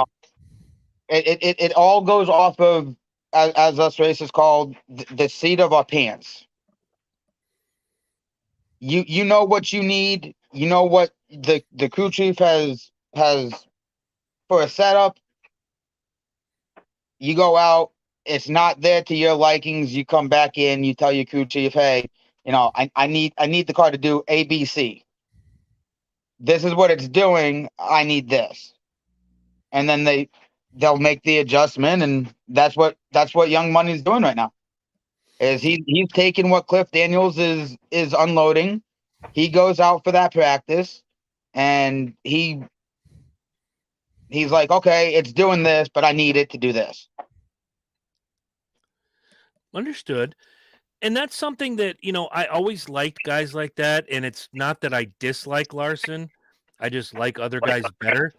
Right. I used to hear guys like Dale Earnhardt and Rusty Wallace and Mark Martin, again, showing age here to some of our listeners.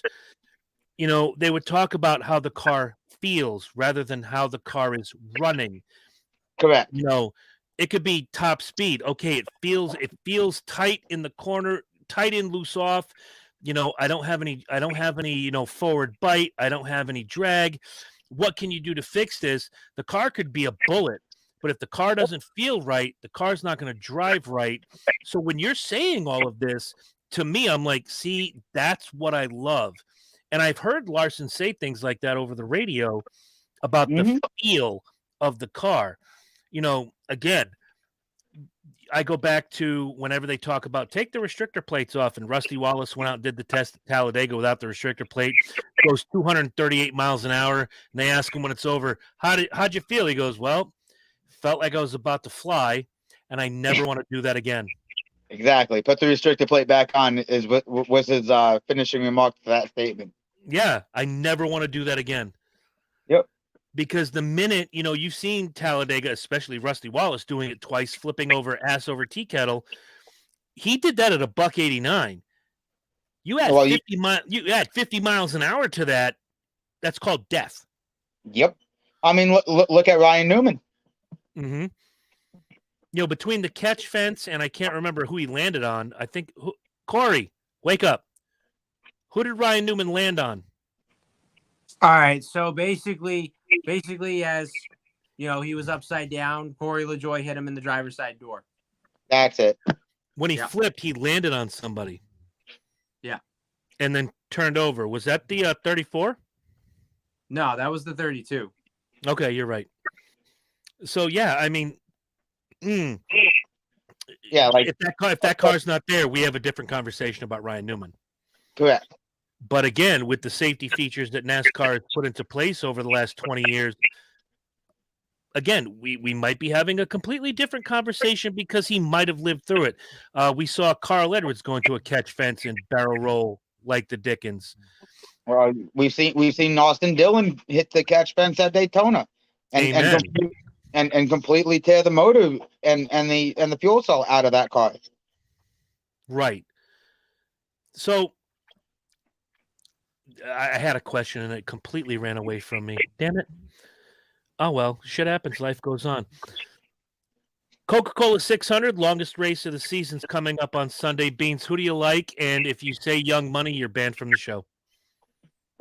Actually, I don't. I don't have Young Money winning it. Who do you got? I'm between Hamlin and Elliott on that one, on the win. Okay. I'm going to lean more towards Hamlin, unfortunately. And no, because it's not because he drives the number 11 like I do. Good call. But he is the defending race winner. I've got two choices, but I want Corey to go first because I'm going to shock some people with my choices. So, Corey, Coca-Cola 600, longest race of the year, Charlotte Motor Speedway. Who do you got? So, of course, this is the longest race of the year. And, of course, the track temperature is going to change, from day to night mostly. Honestly, like, for me, I definitely want to see Chastain win. Okay. I would actually wouldn't mind seeing Chastain hit a fence somewhere. Oh, listen to you. Stop it with the Chastain hate. Oh. I've never liked Chastain, even when he was in no-name equipment. See, I've always liked him. I don't know what the problem is. You know, and I said it last week, Beans. I don't know how much you listen back to the show. Last couple weeks, I'm calling people out. We want old school racing back. We want an old school hard nosed driver. You have one. We do. You have one. And now they're going, well, we don't want that. Wait a minute. You want vanilla ice cream, and I deliver you vanilla ice cream, and you're gonna bitch that I'm giving you vanilla ice cream? Get the fuck out of here with that. I'm not complaining about how he drives. I'm all for the old school, you know, hey, I'm here, bump. Hey, I'm still here. I've given you 2 warnings. Now you're gone. Right. Much like the fight with Gregson. When Gregson grabbed him, you can see the video footage. You need to stop. You need to stop. Okay, I've told you twice. Now I'm going to knock your fucking teeth down your throat. Exactly. Like, I have no issues with his driving. I have an issue with the way he handles himself afterwards. Yeah, all right. Some of that I can see. But when I see him crash, and I've said this, if Kyle Busch did this, I wouldn't be wearing a hat like this. Hashtag FKB. Just a middle finger in KB. Oh, dude, I need to get one of those. I got this hat. It's just a middle finger, Mickey Mouse middle finger, at a mobile station in Uncasville, Montville, across from Horsepower Cigar Lounge. Okay. Next to McDonald's. And then I took a paint pen and created the rest. There you go. I'll be wearing this in New Hampshire, loud and proud.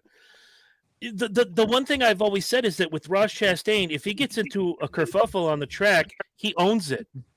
He's not blaming anybody else. He's like, yeah, I did that. And, you know, it sucks for them and it sucks for me and we're all here. He's the anti-Kyle Busch. And Kyle Busch will just go, yeah, I didn't do anything. Yeah, I'm racing with idiots. No, screw you, Kyle Busch. Well, Ross you got to Chastain's at least owning it. You got to stop and remember one thing. When Kyle Busch was saying, "Oh, I didn't do that," you know, I'm just racing with a bunch of idiots. He was actually being told by the coach to be saying that stuff, so he didn't catch the fine.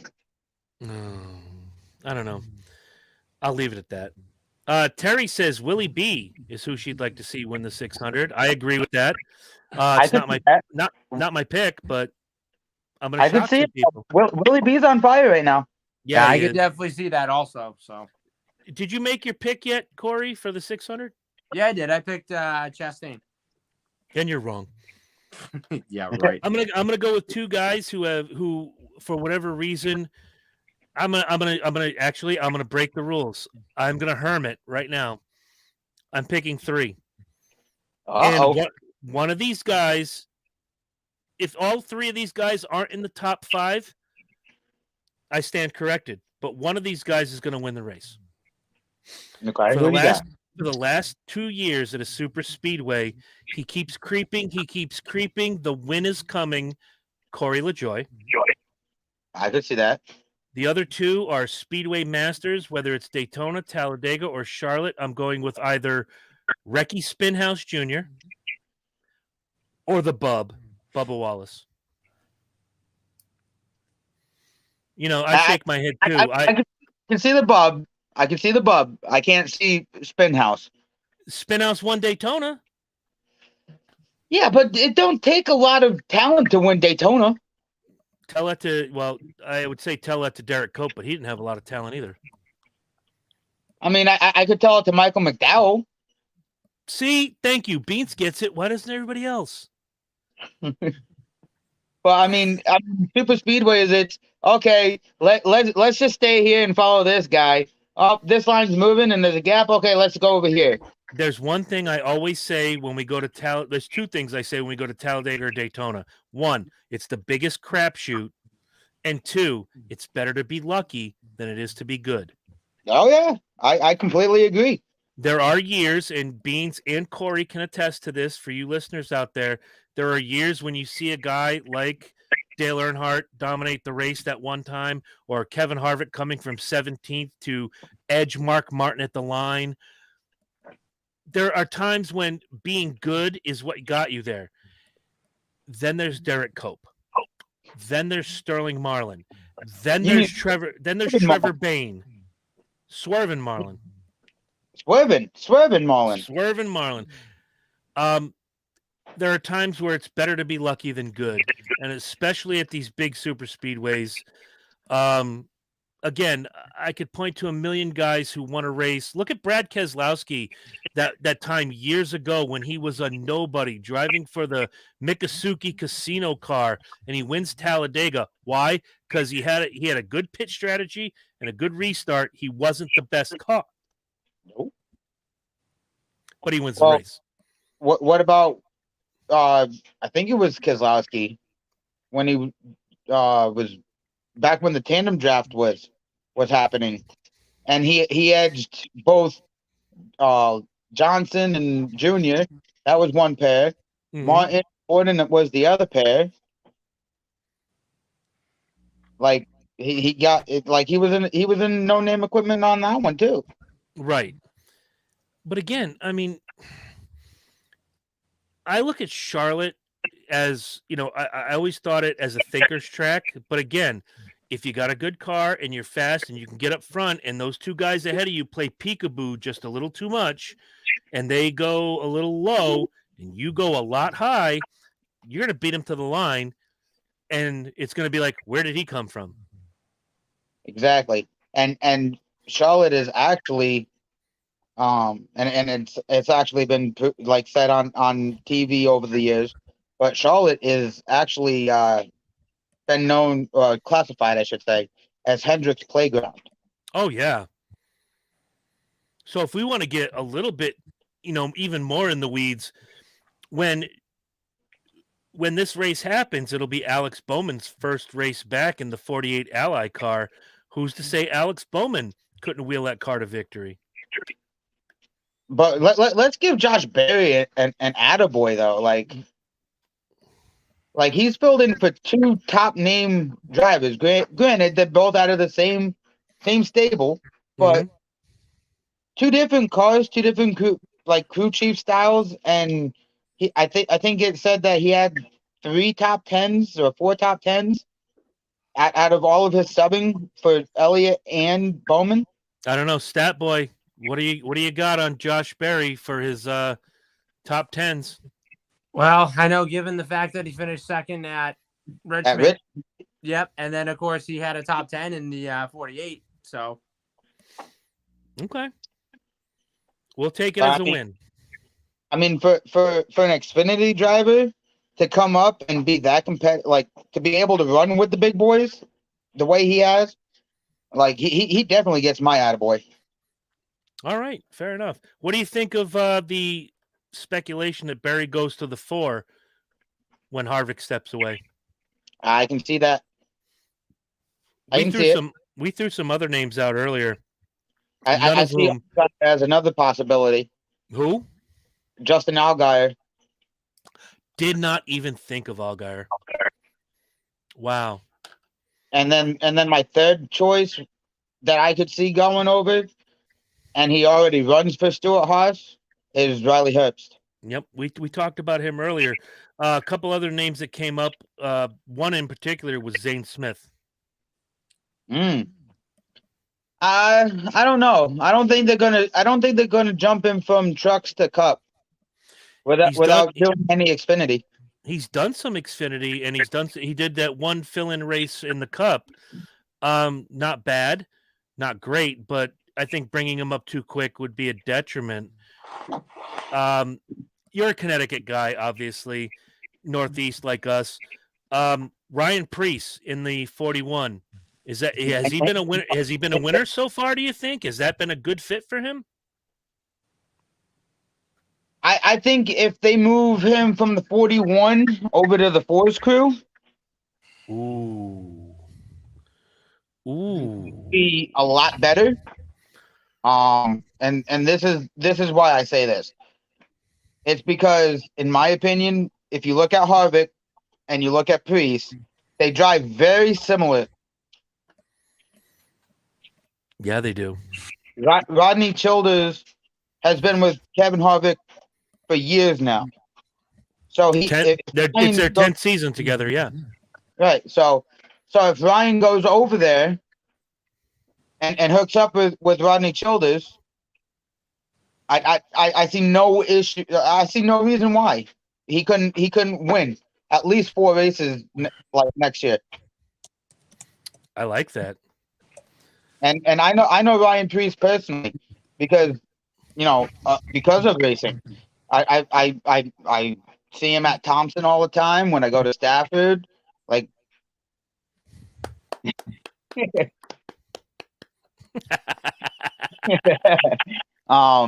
but like I know him personally, and he's a real down to earth dude.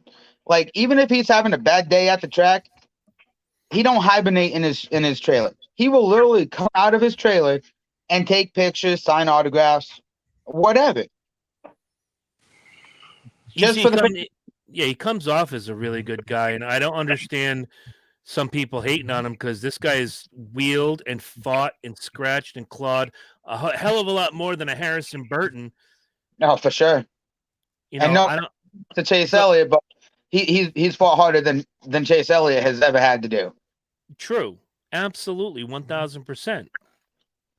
You know, there are guys when you go back in time, and again, being old schoolers, we can look at a Rusty Wallace or a Jeff Gordon who had to persevere to get to the top, and there are guys that are handed the keys to the kingdom, and all they do is drop the keys. What do you got, Corey? Uh-oh. Corey. The main man. Tori, Where can is you he? hear us? I got no video or no audio on Tori. Yeah, I guess he doesn't have any video. You'd have thought Christian Eckes was on the show the way he arrived. That's what I thought, but wow. All right, Tori. Let me see if I can do this here. We'll try again. Oh, look at Zach is here. What up, Stat Boy, Beans, and Chris? Yes. Here he comes. Let's see. Yeah, now here he is. All right, Tori, can you hear us? Nope. And he's gone. Well, we're coming down to the wire here. Beans, sorry about tonight. Wish you could have got out there and whooped some ass out there at Waterford Speed Bowl. I wish too, but like I said, I blew something in the motor. Don't know what. I haven't tore it apart yet. Like I'm still in my fire suit. I can see that. I was looking. Yeah. I was like, he didn't change. He just jumped right on. Nah, it was a long day. A long day. I just said, screw it. I'm going home, get a bite to eat, watch you guys for a little bit, and just relax. Heck yeah, we're glad you do. If I could get away from the show on a Wednesday night, I'd come out and cheer you on. There he is. And he's gone. It's the second time. Yeah, no. Like if you guys want to see some good side-by-side racing, I mean door-to-door racing, come down to the Speed Bowl either on a Wednesday night or on a Saturday night. Oh, Corey, that's something we could do. Saturday night racing at Waterford Speed Bowl. Yeah, we could possibly do that. I'd let you sleep in Emma's bed so you don't have to drive home. Yeah, pretty much. It's okay. It's not scary at all. You think I'm scared? Cletus could come through that door at any point. Yeah, sure. There he is. Let's see if we can do this now. Tori, no? Can you hear us? Maybe. He froze. He's probably going to back out in like about a second. Tori. Hey, that's Jordan's job. I know. Sometimes you just got to throw it out there. Yeah. All I know is I can see him smiling. I think his camera's, well, wait a minute. He's moving now. There he is. Tori, can you guys hear me? Yes, we can. Yeah, we can hear you. I had to send a message like, dude, I can. Oh, Jesus. I don't know what it is, man. There's some internet shit going on the last couple weeks on both shows. And I don't know the answer to any of it. Well, tonight might be the weather. It could be, especially here in the Northeast. Yeah. Okay, is this better? This is better. Yeah, welcome, it's a lot better. Welcome, Tori. What the?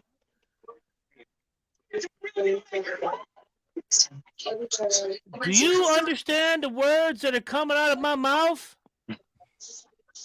No, he's frozen again. What the fuck? I don't know, bro.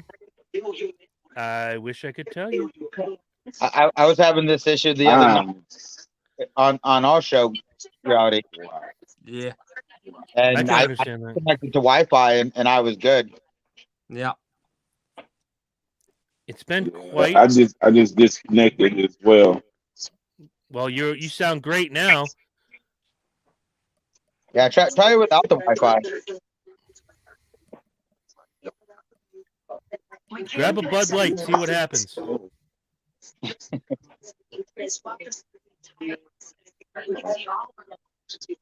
Nothing. Come on, Tori, talk to me, man. Tori. Yes, You gotta sound like computerized. All right, man, that sucks. I guess I'll just try this again. All right, bro. See, like, We'll see it in a minute. So anyway, we're coming up on 2 hours, which means that they're going to kick us off in 10 minutes. So, Tori, if you can hear us, say hello to Beans, Waterford Speedboat Racing driver Tim Burgess. And he's frozen. Blink twice if you're in danger. Blink 3 times if you can bring me a beer. No? Okay. Well, But blink 4 times if he can bring 2 beers. Oh, there. 1 for me, 1 for you. None for Corey. Yeah. All right. I'm gonna give Corey a little heads up. Sunday is Dark Side of the Ring. He already knows that. This is the part where we just start talking about random stuff because we see Tori frozen and he looks wonderful. Yeah. Unfortunately, we lost Tina Turner, age 83. If you want to hear a great Tina Turner song, listen to We Don't Need Another Hero, and then find the Ghost cover, because Ghost is awesome. Yep. And you already know Alexa's going to play Ghost if I yell out to her. Alexa, play Dance Macabre. Here's Saint-Saëns, Danse Macabre, Opus 40 by Philharmonia Oh, Orchestra. Jesus. Charles Dutoit and Camille Saint-Saëns. on Alexa, Amazon stop. Music. Alexa, play Ghost, Dance Macabre. Here's Dance Macabre by Ghost on Amazon Oh, Music. Jesus.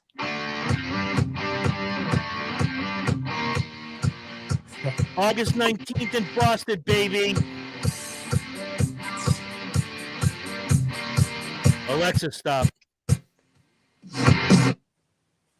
Just proving a point. So, yeah, check out the cover of We Don't Need Another Hero. It's on my Facebook page. Loved Tina Turner as a kid.